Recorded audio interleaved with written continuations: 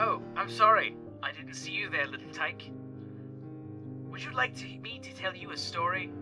I happen to have a good one here. It was originally published by Dr. Johnathan Swift in 1790. Oh, who am I?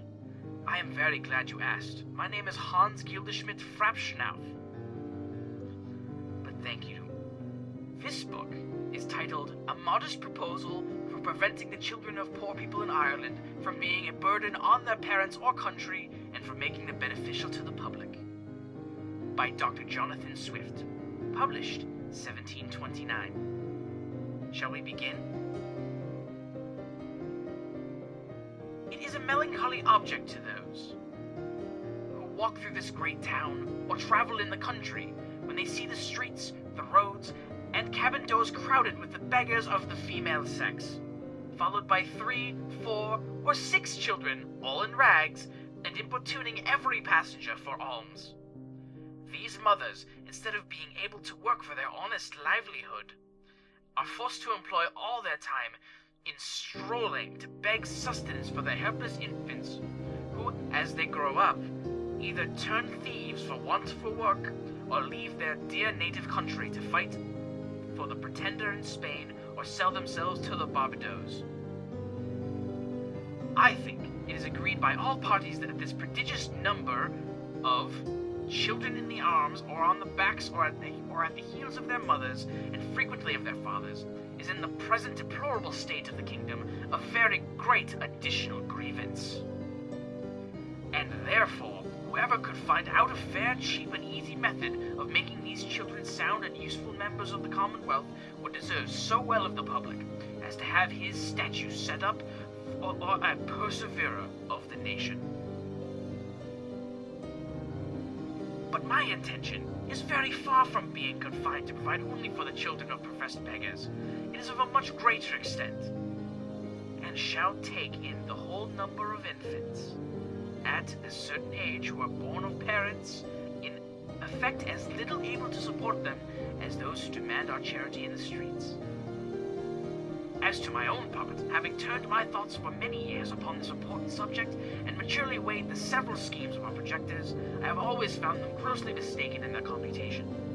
It is true, a child just dropped from its dam may be supported by her milk for a solar year, with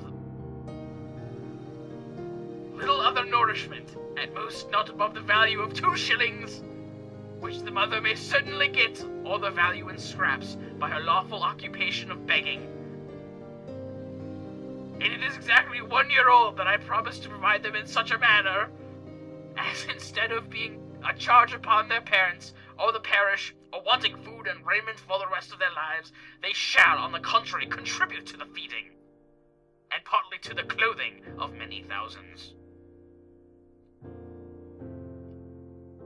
There is likewise another great advantage in my scheme, and it will prevent these voluntary abortions, and that horrid practice of women murdering their bastard children, alas, too frequent among us.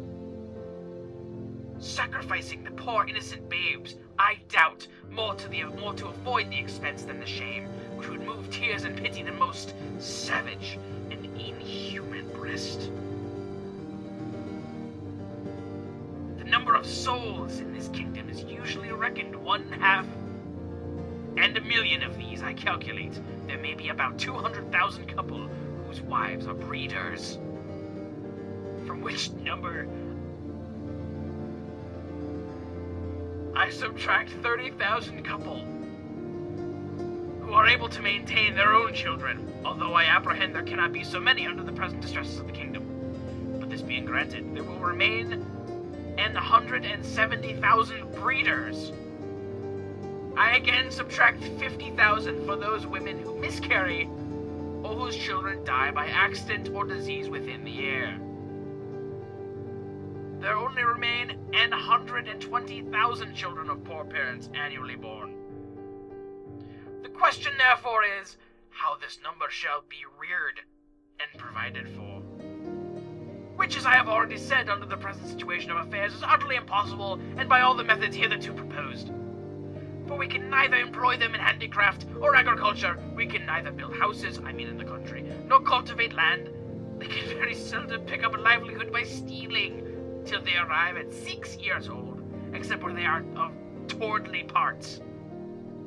Although I confess they learn the rudiments much earlier, during at which time they can however properly be looked upon as probationers. As I have been informed by a principal gentleman in the country of Cavan, who protested to me that he never knew above 1 or 2 instances under the age of 6, even in part of the kingdom, so renowned for the quickest proficiency in that art. I went pirate there. Okay, I'm done. I can't do this. Now, are you familiar with where the book goes from here? I think I can piece it together. Are you sure? Is it gonna talk about just killing them? No. Oh, well then no, I don't understand. Please, continue for the children. Can I do it in a pirate voice? Yes. Okay, we'll do it in a pirate voice. Alright. It's about Ireland. Can you make it like an Irish pirate? I don't know about an Irish or pirate. Or is that completely unintelligible? Thank you, sir. Potato. Okay. Alright. Now, children, I am assured by our merchants that the boy or girl before 12 years old is no saleable commodity. And even when they come to this age, they will not yield above £3, or £3 and half a crown at most on the exchange, which cannot turn to account either to the parents or kingdom, the charge of nutriments and rags having been at least 4 times that value. It made no sense. Wait, did it make sense?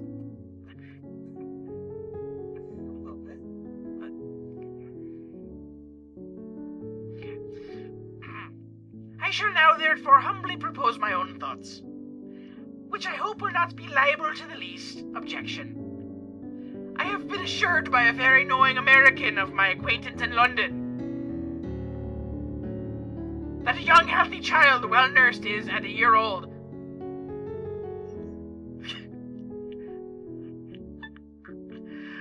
a most delicious, nourishing, and wholesome food.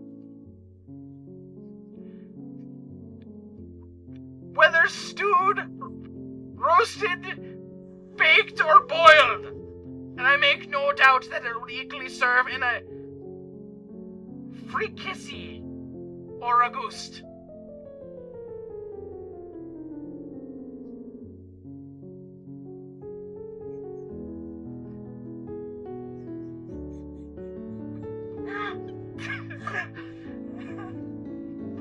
I do therefore humbly offer it to public consideration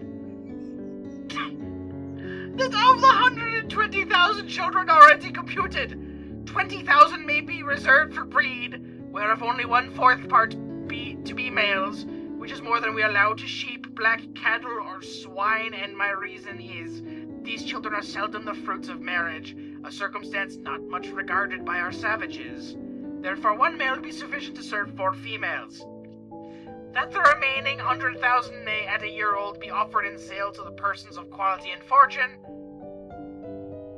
through the kingdom always advising the mother to let them suck plentifully in the last month, so as to tender them plump and fat for a good table.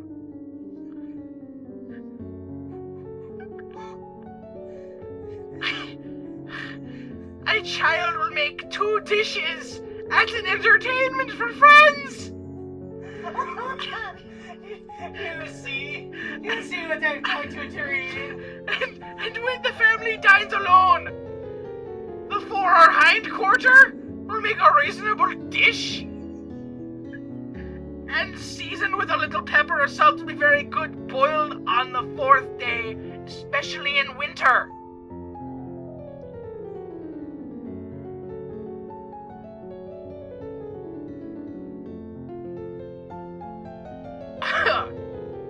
I have reckoned upon a medium that a child just born will weigh 12 pounds, and in a sole year of tolerably nursed increases to 28 pounds.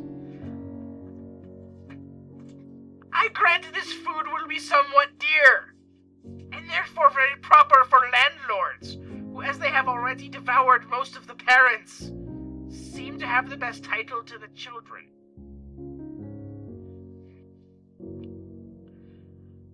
This is terrible. Infant's flesh will be in season throughout the year.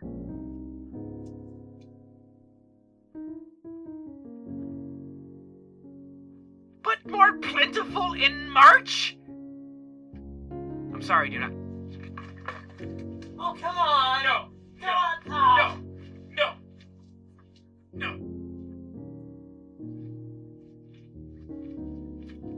That's clear.